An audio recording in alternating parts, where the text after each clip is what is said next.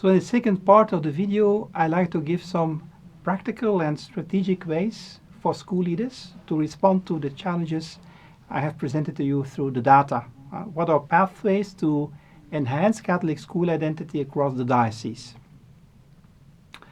The current situation, in fact, is hopeful, as I have said, in Parramatta, but vulnerable. I think we are at a crucial junction. Of course, you can continue with surfing on the dwindling confessionality and use up all your credits until they are all gone. The most easy solution is to go to the popular Christian values education, of which we know, of course, that it produces secularization. And I know it's very difficult from an Australian mindset to understand this, but for example, speaking about respect as a value and putting a Christian sauce over it will not stand the test of the future if you look to the profile of your students. Another possibility is to radically reconfessionalize, but of course that lacks complete cultural plausibility. Students reject it, your staff too. It lacks theological legitimacy, and even it provokes the counter-reaction of external critique. So you can dream of a kind of miraculous revival of past confessionality. It could happen in the margin, but always on a small scale, rather superficial and temporary. So we need another approach, and that's why we propose from ECSI the only remaining alternative, that's the Catholic Dialogue School, trying to recontextualize that Catholic identity based on a post-critical belief approach. So instead of a monologue school that tries to reconfessionalize Catholic schools based on literal belief, or instead of a colorful school that goes into relativism and pluralism and just turns Catholic values into universal values, or instead of a colorless school that is based on external critique and that just wants to secularize the Catholic school, we want to revive the plausibility of Catholic identity in a plural school context, in dialogue with that context, from a post-critical belief perspective. 3 challenges are identified by the diocese, and we like to go deeper into it. How can you open for transcendence? How can you do theology? And how can you create dialogue in combination with Catholic inclusivity? And it refers to our 3 scales. First, how can you open the hermeneutical space in which the transcendence can enter, can interrupt, can break through? We think that PCB is the key there, a post-critical belief that is open for different interpretations, for the cracks in the system. And I think faith formation of leaders, of staff, of students, of parents, of clergy is very important. Jan Bouwens once said during a visit in Parramatta in 2025 that it's very difficult for a child or a teenager in Parramatta to be or to become a post-critical believer. Because you are surrounded with more literist, conservatists, with other believers, with soft secularists, with agnostic relativists, with die-hard atheists. And then to hold on your faith requires a very sophisticated hermeneutical capacities, a lot of awareness, of courage, and it's a rare position for teenagers, so we should support them in developing this kind of faith. Fides quaerens intellectum, the Catholic tradition is saying, means faith that tries to understand. Authentic faith involves, especially in school context, intellectual engagement, critical reflection, and a pursuit of understanding of the faith tradition. And that's in the heart of how we look to tradition. Fides, faith, quaerens, searching for intellectum, understanding. We look in that context to religious plausibility. In a pluralistic, secularized context, if we speak about faith, it should have both a theological legitimacy but also a cultural plausibility. We need to develop a capacity to demonstrate how in this context it is credible, it is meaningful to be a Catholic in the present day cultural reality, And that's essential, of course, for authentic belief formation, that you can have a general dialogue with the context in which you confess, live out that faith. So it means that you have never to teach something that you do not believe yourself. That's not only a question of pedagogical authenticity, but also of theological fairness to do that. And the biggest drama we often see is that relativistic teachers are tempted, if they have to give RE, to induce in students literal belief. That's a paradox. They are so unsure and everything is the same for them that they are ready and happy to bring children into faith, but they do it in a literal way because they are afraid, due to a lack of spirituality, to do it from a post-critical perspective.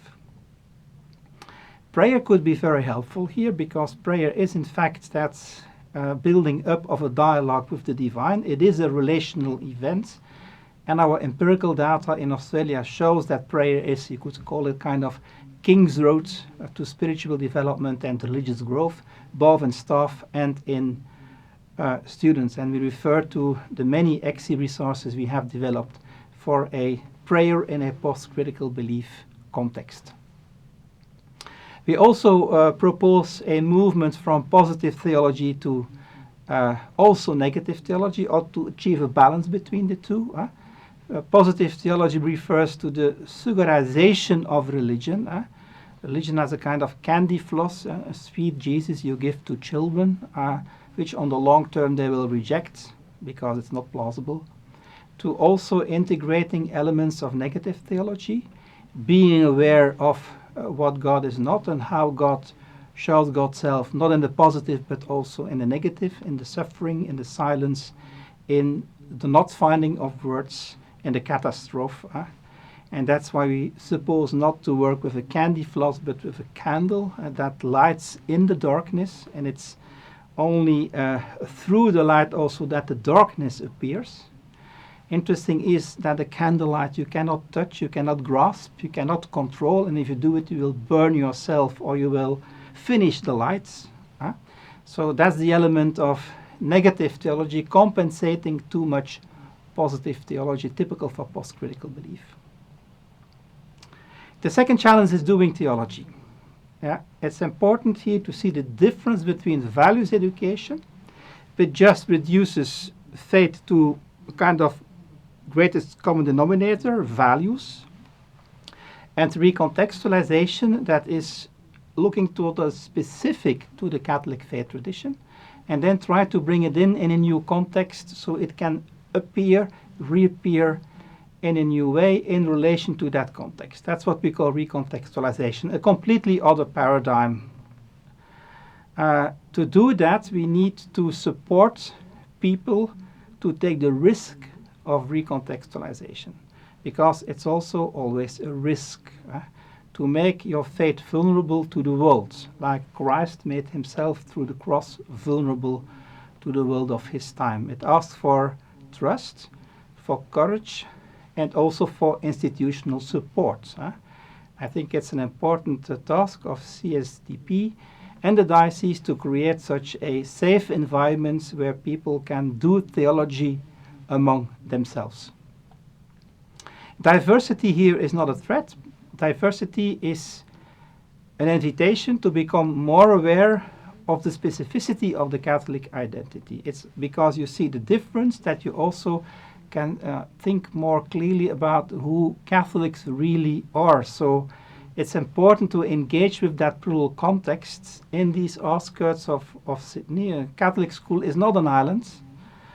It is, in fact, diversity is in the heart of its community. And in that dialogue with diversity, we can speak more easy also about our own Catholic faith perspective. So, in doing theology, we need three perspectives: the Catholic faith tradition, the context of today, and the identity development of the student. And these three are in interaction with each other. We call that multi-correlation. So the three perspectives can enrich each other, but can also, that's the next perspective, they can also challenge each other. And the one perspective can interrupt the other two. So it's not only a question of correlation, it's also a question of interruption or multi-correlation. And so you create a rich hermeneutical fields where you can come to meaning making and where the Catholic tradition can reappear. The third challenge is Catholic inclusivity. Bishop Long has this famous quote, "We are proud to offer Catholic education to our students, not because they are Catholic, but because we are." So Catholic school is a service to society. It wants to invite everyone that is ready to enter into that dialogue with the Catholic tradition. It's a part of the diaconia. We make a distinction, as you know, between charismatic dialogue and recontextualizing dialogue. We prefer recontextualizing dialogue because in charismatic dialogue you only use the dialogue to proclaim your own faith, while in recontextualizing dialogue the other can also answer, and his or her answer will also contribute to a new understanding of my own tradition. So it's dialogue as a theological category, like we see in God's self also that dialogue at work, since God is in the Christian tradition not one, but one and three at the same time. I refer to the congregation that says that the church considers dialogue as constitutive, because the church is rooted in the Trinitarian dynamic of dialogue, in the dialogue between God and human beings, and in the dialogue among human beings and themselves. So we prefer dialogue because we believe in a dialogical God. That also implies that Catholic schools should build capacity for multicultural, multi-religious, multi-rights, inter-worldview learning. And of course, given its specific demographic composition, Parramatta is in a very good condition to use that cultural diversity and its challenges to build up this new understanding, especially also in relation and dialogue with Eastern Catholic theology, which is strongly present in the diocese. This implies that we will no longer speak in the Catholic schools about we believe, but we will say Catholics believe that. And I refer to the new curriculum in Parramatta, Encountering Jesus, and that is completely inspired by that idea of inclusivity, everyone is welcome, the particularity of the Catholic tradition that is presented as Catholics understand this and that, and then thirdly on that dialogue with all participants that are present in the Catholic school. So I come to the conclusion, gathering the three challenges, opening the hermeneutical space for the transcendence, doing a theology to recontextualize that Catholic faith, and doing it in an openness towards the world and inviting everyone in a recontextualizing dialogue to come to an understanding of each student of his or her identity enriched by the dialogue with the Catholic tradition. There's a lot of hope, of course, to realize this, and from a Flemish perspective, we are sometimes envy the opportunities that you have at this moment. At the same time, also for you, there's a sense of urgency in the data. You are on the same slippery slope, but with much better starting points. So I would invite you to use this opportunity, even if we all know that it is time to act now.